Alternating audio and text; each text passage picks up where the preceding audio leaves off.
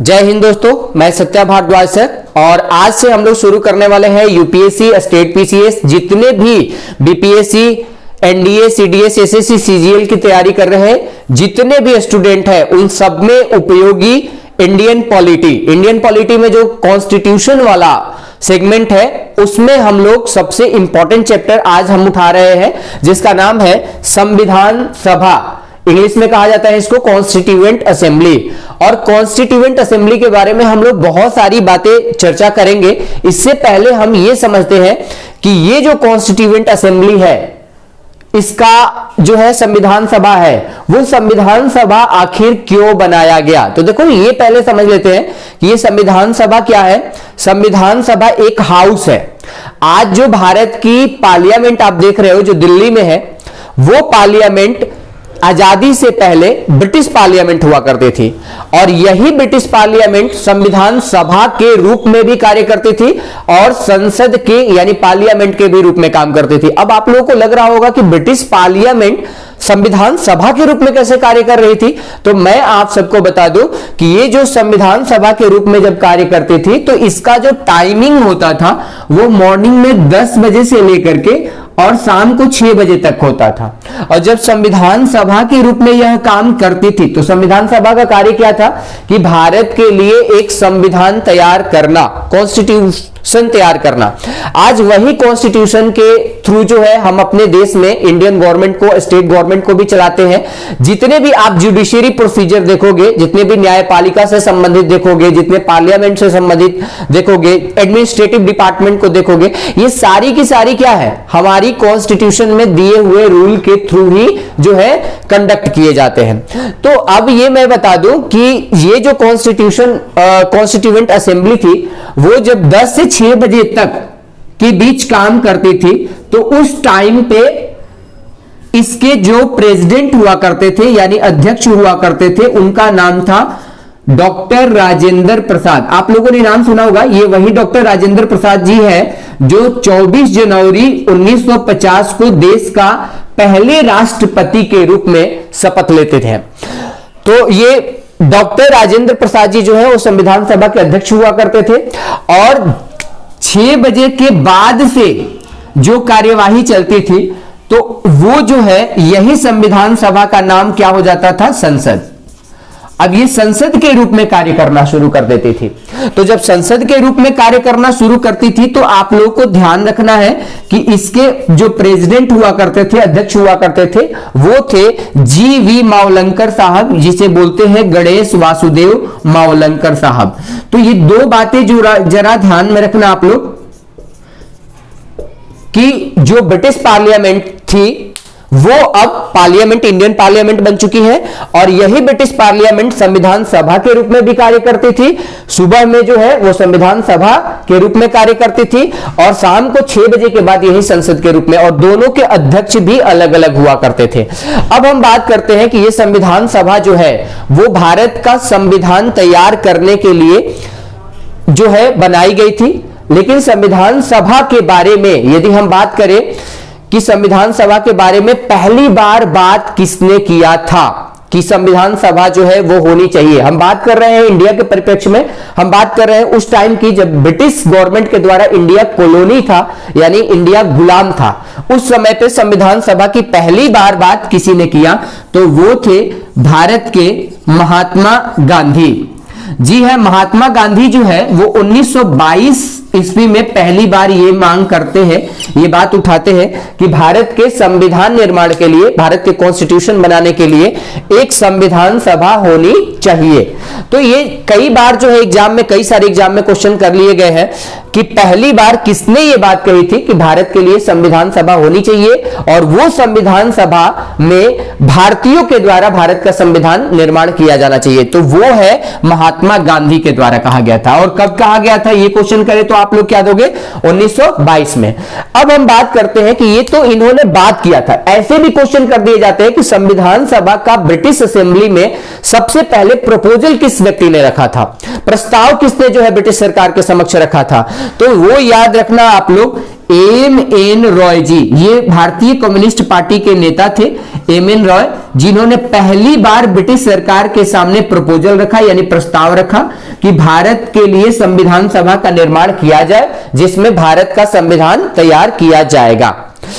अब उसके बाद अभी तो ये दो बातें हम लोगों ने देखी, महात्मा गांधी कोई किसी पार्टी के कोई लीडर तो थे नहीं, और एम.एन. रॉय यदि लीडर थे भी तो वो एक छोटी पार्टी के कम्युनिस्ट पार्टी के लीडर थे। लेकिन बड़ी पार्टी अभी भी जो उस समय ब्रिटिश गवर्नमेंट के अगेंस्ट में थी, वो देश की सबसे बड़ी पार्टी हुआ करती थी कांग्रेस। क्या कांग्रेस के द्वारा कभी ये बात उठाया गया कि भारत के लिए संविधान सभा होनी चाहिए? हाँ, उठाया गया था। ये भी ध्यान में यहां पे आप लोग रखना, 1935 में जवाहरलाल नेहरू जी के द्वारा पहली बार कांग्रेस की तरफ से आधिकारिक रूप से जो है वो प्रस्ताव रखा गया ब्रिटिश गवर्नमेंट के समक्ष कि भारत के लिए एक संविधान सभा होनी चाहिए। तो अब यहां से तीन जो है क्वेश्चन बनाए जा सकते हैं। पहली बार संविधान सभा की बात किसने की? महात्मा गांधी ने 1922 में। लेकिन यदि यही ठीक उल्टा पूछे कि बात करने के लिए प्रस्ताव किसने रखा था ब्रिटिश गवर्नमेंट के समक्ष, लिखित रूप से किसने रखा था? तो एम.एन. रॉय ने, जो कम्युनिस्ट पार्टी के एक लीडर थे। और यदि ये पूछ दे किसी, ये बताइए कांग्रेस पार्टी ने पहली बार आधिकारिक रूप से ब्रिटिश सरकार से कब यह मांग की कि भारत के लिए एक संविधान सभा होनी चाहिए जिसमें भारत के लोगों के द्वारा संविधान बनाया जाएगा, जिसके थ्रू भारत को चलाया जाएगा? तो वो था 1935 में जवाहरलाल नेहरू जी। तो ये तो मैंने बात किया, लेकिन क्या संविधान सभा के इस मांग को ब्रिटिश सरकार ने कभी माना था? जी हां, माना था। तो अब वो कब था? 1940। ये वाला समय आप याद रखना, 8 अगस्त 1940 को ब्रिटिश सरकार के वायसराय होते हैं लॉर्ड लिथगो। बहुत ही इंपॉर्टेंट क्वेश्चन है, यहां से बनता भी है। लॉर्ड लिथगो ये क्या रहते हैं? वायसराय रहते हैं 1940 में। और 8 अगस्त 1940 को जो है एक प्रस्ताव रखते हैं, कांग्रेस पार्टी के समक्ष एक प्रपोजल रखते हैं, जिसको हम लोग अगस्त प्रस्ताव यानी अगस्त रेजोल्यूशन के नाम से जानते हैं। तो अगस्त रेजोल्यूशन कब रखा गया था? ये ध्यान में रखना, 8 अगस्त 1940 को किसके द्वारा रखा गया था? लॉर्ड लिथगो के द्वारा रखा गया था। और लॉर्ड लिथगो था कौन? तो ब्रिटिश वायसराय था, यानी ब्रिटिश सरकार का जो है भारत में शासन करने वाला सबसे बड़ा अधिकारी था।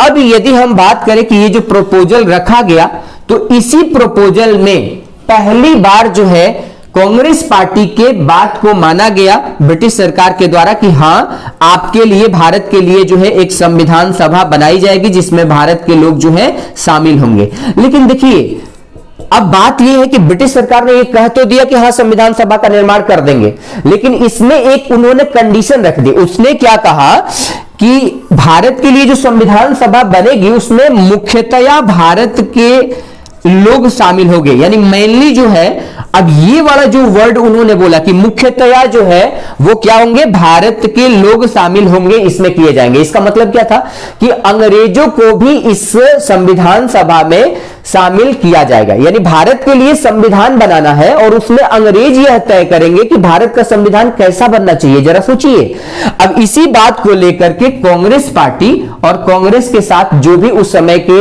दल थे, जैसे मुस्लिम लीग पार्टी थी, मुस्लिम लीग पार्टी के अलावा जो है हिंदू अकाली दल था, सिख दल था, तो जस्टिस पार्टी थी, ये सारी की सारी पार्टियां जो है उन्होंने कहा कि से नहीं, भारत का जो संविधान तैयार होगा उसमें सिर्फ और सिर्फ भारत के लोगों के द्वारा ही बनाया जाएगा, उसमें अंग्रेजों को शामिल करने की कोई जरूरत नहीं है। तो इसी बात पे विवाद मचा और फिर जाकर के इस अगस्त प्रस्ताव को कांग्रेस पार्टी और उस समय के तमाम पार्टियों के द्वारा क्या किया गया? इस प्रस्ताव को खारिज कर दिया गया, यानी कैंसिल कर दिया गया।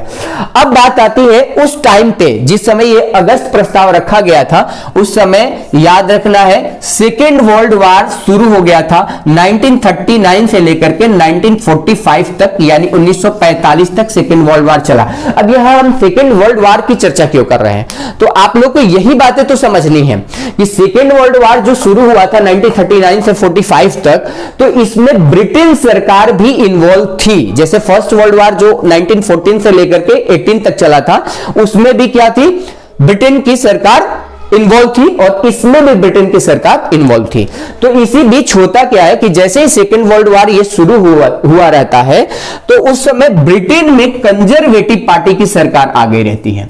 अब देखो कंजर्वेटिव पार्टी, अब पार्टी की मैं चर्चा क्यों कर रहा हूं, ये जानना बहुत ज्यादा जरूरी है कि पार्टी की चर्चा इसलिए मैं कर रहा हूं क्योंकि ब्रिटेन में जो है 3 पार्टियां थी। एक तो कंजर्वेटिव पार्टी थी, एक जो लेबर पार्टी थी और तीसरा जो है लिबरल पार्टी थी।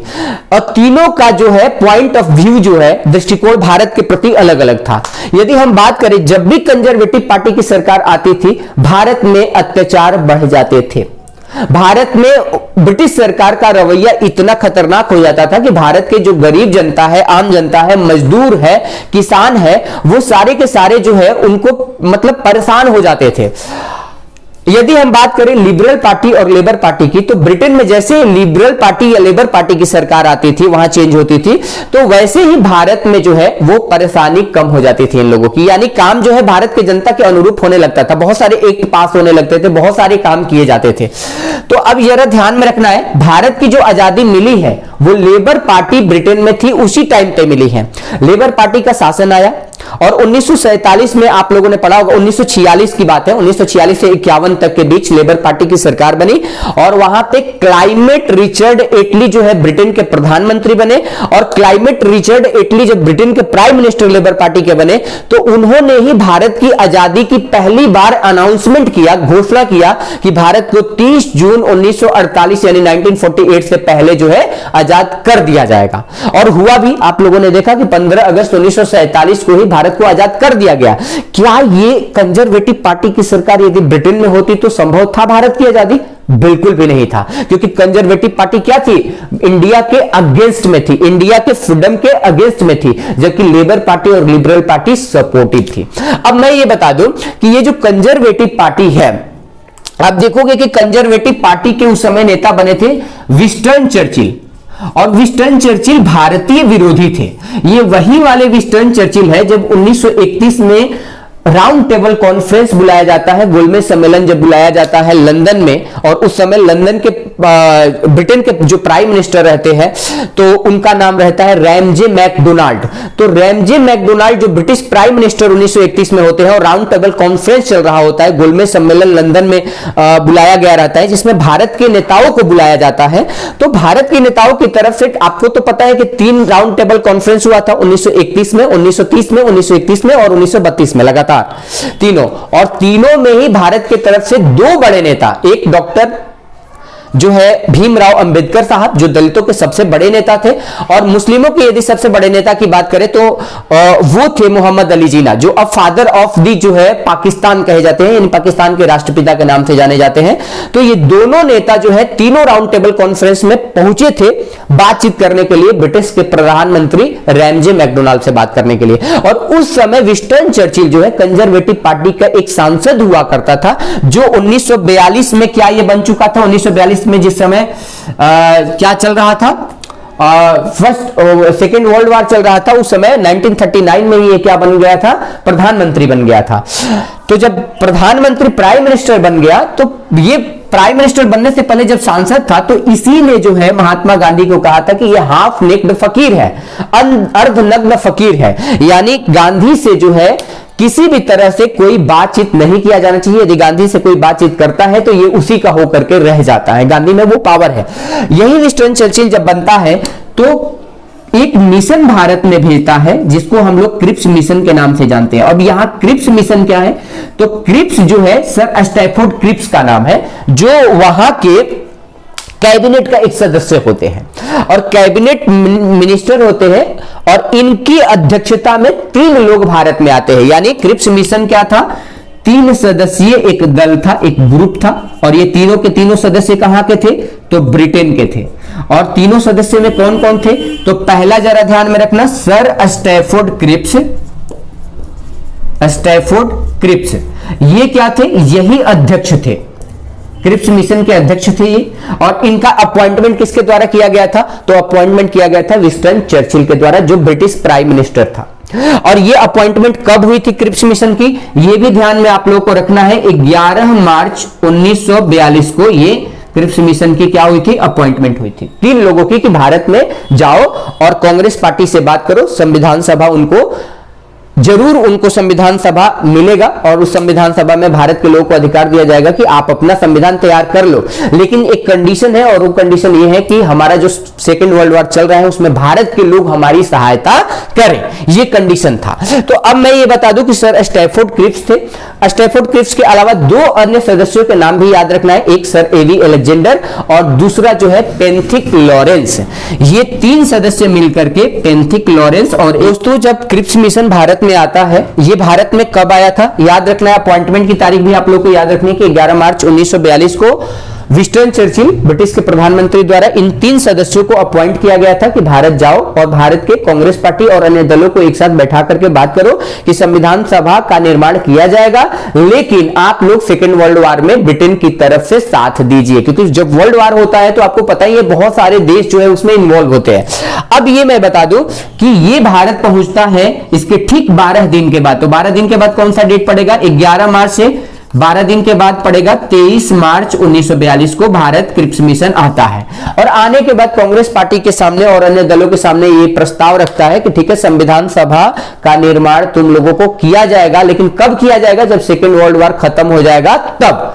अब इसी बात को लेकर के कांग्रेस पार्टी और यहां तक कि महात्मा गांधी भी अगेंस्ट में, महात्मा गांधी ने कहा कि संविधान सभा का निर्माण वो भी हम जब हेल्प करेंगे सेकेंड वर्ल्ड वॉर में और सेकेंड वर्ल्ड वॉर खत्म हो जाएगा तब क्यों, अब भी क्यों नहीं। और कांग्रेस पार्टी ने रखा कि से नहीं, अब भी जो है संविधान सभा का निर्माण किया जाना चाहिए, क्योंकि आप लोग को याद होना चाहिए कि 1914 से लेकर के 1918 तक के बीच जो फर्स्ट वर्ल्ड वॉर चला था दोस्तों, तो उसमें महात्मा गांधी जब पहली बार साउथ अफ्रीका से भारत में आए थे 9 जनवरी 1915 को, तो मैं आपको याद दिलाना चाहूंगा कि उस समय भारत का वायसराय हुआ करता था लॉर्ड हार्डिंग। तो लॉर्ड हार्डिंग ने संसद में बुला करके, इसी ब्रिटिश संसद में जो अब भारत की संसद है, तो पहले ब्रिटिश संसद कहा जाता था इसको, तो इसी ब्रिटिश पार्लियामेंट में बुला करके और उनको केसर ए हिंद यानी हिंदुस्तान का सम्राट के तौर पे जो है वो उपाधि दिया था। और उपाधि देने के बाद, टाइटल देने के बाद उसने क्या कहा था कि आप जो है फर्स्ट वर्ल्ड वॉर में भारत के लोगों को बोलिए कि भारत के लोग जो है ब्रिटेन की तरफ से लड़े और फिर फर्स्ट वर्ल्ड वॉर जैसे ही खत्म होगा आप लोगों को स्वराज दे दिया जाएगा। महात्मा गांधी ने क्या किया कि पब्लिकली जो है पूरे इंडिया में घूम घूम करके ये कहा कि हाँ ब्रिटेन का इस समय हमें साथ देना चाहिए, ब्रिटेन इन्वॉल्व है फर्स्ट वर्ल्ड वॉर में और जीतने के बाद हम लोग को स्वराज मिल जाएगा। लेकिन हुआ क्या, इसका ठीक उल्टा हुआ। जब 1918 में जैसे ही जो है फर्स्ट वर्ल्ड वॉर खत्म होता है, उस समय जो लॉर्ड हार्डिंग वायसराय है वो बदल चुका रहता है, लॉर्ड चेम्सफोर्ड जो है भारत का वायसराय बन चुका रहता है और लॉर्ड चेम्सफोर्ड ने डायरेक्टली मना कर दिया कि भारत को अब कोई भी स्वराज नहीं दिया जाएगा। यानी जो है चेम्सफोर्ड जो है क्या करता है, ब्रिटिश सरकार क्या होती है अपने वायदे से मुकर जाती है। और उसी समय भारत के बहुत सारे लोग जो है महात्मा गांधी के खिलाफ हो जाते हैं, क्योंकि महात्मा गांधी के कहने पे ही लाखों लोग जो है वो फर्स्ट वर्ल्ड वॉर में ब्रिटेन की तरफ से लड़े थे, जिसमें उनकी जान चली गई थी। इसलिए महात्मा गांधी को भर्ती करने वाला सर्जेंट के तौर पे भी देखा गया, कहा भी जाता है, कई बार क्वेश्चन किया गया है कि भर्ती करने वाला सर्जेंट किसको कहा जाता है, याद रखना है महात्मा गांधी को। तो मैं ये आपको बताना चाहूंगा कि क्रिप्स मिशन भी जो है, क्रिप्स मिशन को इनफैक्ट जो है महात्मा गांधी ने कहा कि ये पोस्ट डेटेड चेक है।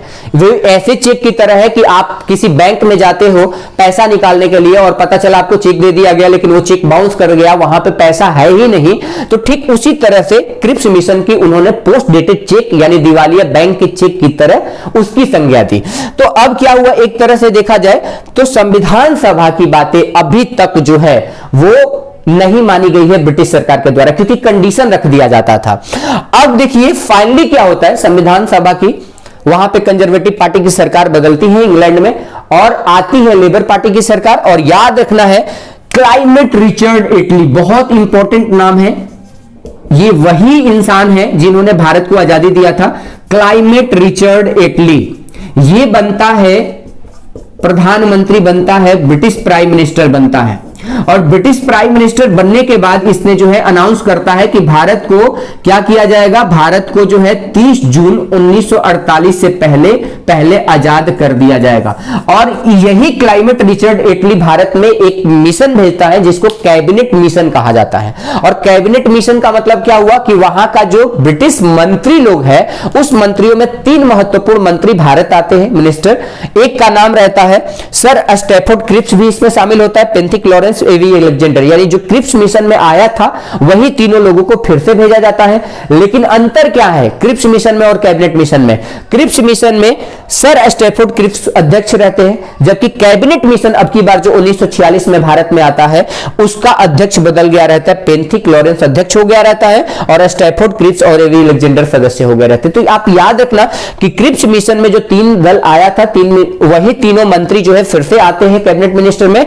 अंतर क्या है, पेंथिक लॉरेंस जो है कैबिनेट मिशन का अध्यक्ष बन चुका रहता है। और यही कैबिनेट मिशन की सिफारिश पे भारत में जो है संविधान सभा का गठन किया जाता है, यानी इंडियन कॉन्स्टिट्यूशन असेंबली का जो है वो इस्टेब्लिशमेंट किया जाता है। आपको याद रहना चाहिए 3 इनकी बैठकें की जाती है कॉन्स्टिट्यूएंट असेंबली की, एक 9 दिसंबर 1946 को, दूसरा 11 दिसंबर 1946 को और तीसरा 13 दिसंबर 1946 को फिर जाकर के भारत का संविधान बनना शुरू होता है। और वो भारत का संविधान की हम चर्चा कर रहे हैं जो इंडिया का कॉन्स्टिट्यूशन दुनिया का सबसे बड़ा कॉन्स्टिट्यूशन माना जाता है। दोस्तों ये भी ध्यान में रखना, रिटन फॉर्म में यदि हम बात करें तो वर्ल्ड का सबसे बड़ा बिगेस्ट कॉन्स्टिट्यूशन इंडियन कॉन्स्टिट्यूशन क्यों कहा जाता है, क्योंकि इसमें 395 आर्टिकल्स दिए गए हैं जो दुनिया के किसी और कॉन्स्टिट्यूशन में नहीं है। ध्यान में यह भी रखने वाली बात है कि भारत का संविधान ऐसा संविधान है जिसे बोरोड कॉन्स्टिट्यूशन के नाम से जाना जाता है, क्योंकि ये उधार लिया हुआ संविधान इसलिए कहते हैं क्योंकि 60 देशों के संविधान को पढ़ करके तब जाकर के लिखा गया है अपने अकॉर्डिंग। अब एक बात, ये उधार लिया हुआ संविधान कहा जाता है, क्या ये कहना सही है या गलत है, इसके बारे में हम चर्चा करेंगे काफी डिटेल में। लेकिन अभी फिलहाल आप ये जानिए कि इंडियन कॉन्स्टिट्यूशन जो है वो दुनिया का सबसे बिगेस्ट कॉन्स्टिट्यूशन है। और सबसे स्मॉलेस्ट कॉन्स्टिट्यूशन की बात करें तो वो है अमेरिका की। और ये कॉन्स्टिट्यूशन को लिखने में 2 वर्ष 11 महीने जो 18 दिन का समय लगा था, यानी 3 वर्ष लगभग लग गया था इतना दुनिया का सबसे बड़ा कॉन्स्टिट्यूशन लिखने में। तो उसमें किसी एक जाति यानी किसी एक कास्ट की, एक रिलीजन की, एक जो है कम्युनिटी की कोई जो है भूमिका नहीं थी, बल्कि सारे रिलीजन, सारे कास्ट, सारे जो है कम्युनिटी की इसमें इंपॉर्टेंस रही है। यहां तक कि बहुत सारी इसमें वुमेन भी रही है, यानी महिला भी रही है। आपको पता होना चाहिए कि कॉन्स्टिट्यूएंट असेंबली जो पहली बार बनाई गई थी उसमें 389 मेंबर थे। इसको काफी डिटेल में हम बताएंगे कि आखिर ब्रिटिश भारत से कुल कितने लोग लिए गए थे, उसके बाद देसी रियासतें यानी प्रिंसली स्टेट से कुल कितने लिए गए थे, और काफी डिटेल में डिस्कशन करेंगे। फर्स्ट वाला क्योंकि लेक्चर कुछ बड़ा हो जाता है, और आप लोगों को यदि ये वीडियो अच्छी लगती है, अच्छी लगने की बातें छोड़ो, आपको समझ में कहां नहीं आया उसके बारे में वीडियो के लास्ट में आप कमेंट जरूर कीजिएगा, ताकि हमें भी पता चले कि आपको समझ में आ रहा है कि नहीं आ रहा है। यदि किसी प्रकार की कोई इंप्रूवमेंट आपको की एडवाइस देना हो तो आप जरूर बताना। और धन्यवाद इतना देर तक आप लोगों ने सुना।